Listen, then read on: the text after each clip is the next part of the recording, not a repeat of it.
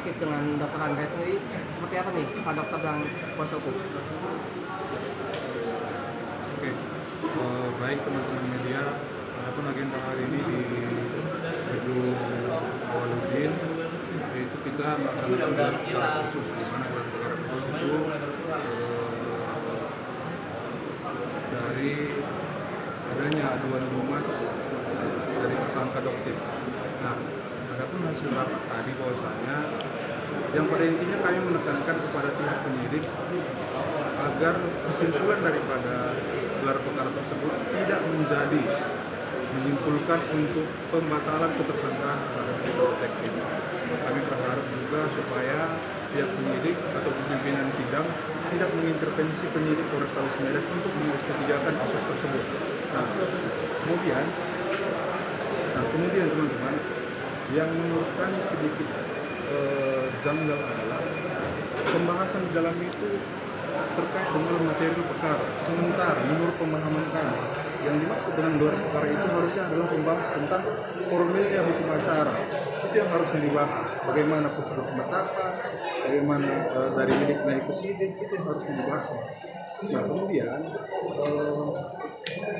ada anggapan dari pihak pelapor Dumas bahwasanya mungkin dia merasa penetapan tersangka tersebut tidak bersesuaian dengan peraturan perundang-undangan. Makanya tadi menyampaikan di dalam bahwasanya jika memang pihak sebelah keberatan dengan penetapan tersangka tersebut ataupun proses yang dilakukan oleh penyidik Polrestabes Medan, maka ada upaya lain, bukan melakukan penyuratan melalui Dumas ke Mabes Polri, melainkan harus melalui proses pra peradilan. Mungkin itu aja. Kalau dokter Andreas sendiri gimana nih melihat status dokter yang udah PSK di Polrestabes Medan? Sebenarnya kan status tersangkanya kan sudah dari 17 Maret. 17 Maret dan panggilan tanggal 26 Maret, panggilan pertama tidak tersangka.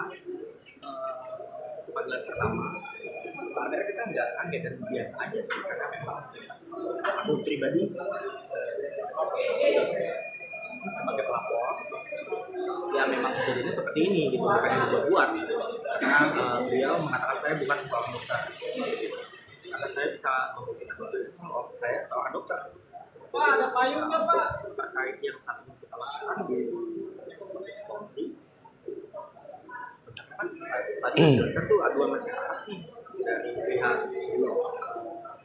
kuasa hukum ya, dari pihak pemberi detektif, kemudian menyurati untuk melakukan gelar perkara khusus, kemudian kita dipanggil pihak pelapor dan terlapor. Jadi di sini saya jadi pihak terlapor, karena Dumas ini kan pihak pelapor merekanya. Nah di situ kita hanya, kalau aku orang awam ya, melihat ini hanya mengarah pada lebih mendalami satu kasusnya. Kalau menurut aku ya Bang ya. Karena pertanyaan-pertanyaan yang ditanyakan itu adalah malah memperdalam dari kasus ini apa yang ada. Karena kan jadi opini itu sangat luar biasa nih dari media atau dari akun-akun sosial media. Jadi di situ difokuskan kepada masalahnya dari di sini, bukan yang lain.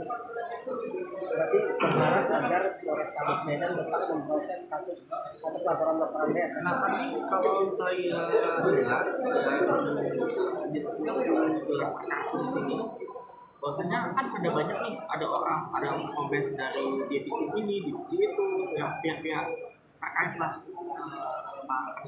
hukum, dan ada satu saksi ahli hukum ya. Jadi satu ahli hukum sebagai penetral ya media, nggak tahu perannya, iya bukan bagian dari Polri. Dia jelas mengatakan bahwasanya ini bukanlah membuat satu kesimpulan, bukan memberi keputusan, tapi di mana ini adalah agendanya adalah diskusi. Jadi kayak berdiskusi ini bukan menjadi satu keputusan dan kesimpulan, malam mereka akan melihat data yang ada. Kemudian untuk melanjutkannya silakan lanjutkan proses yang ini untuk sampai di pengadilan, seperti itu. Bukan ada penutupan atau ini selesai karena ini nggak seperti itu, malah ada bimbingan dari Barreskrim sendiri dan ahli hukum di sana untuk mengarahkan harusnya harusnya HP disita, contoh seperti itu, karena itu sudah prosedur atas pasal yang kita pasalkan. Kemudian sampai kemana nanti kita lihat saja. Saya hanya berharap semua ini baik-baik saja. Kalau salah ya salah, kalau benar ya benar.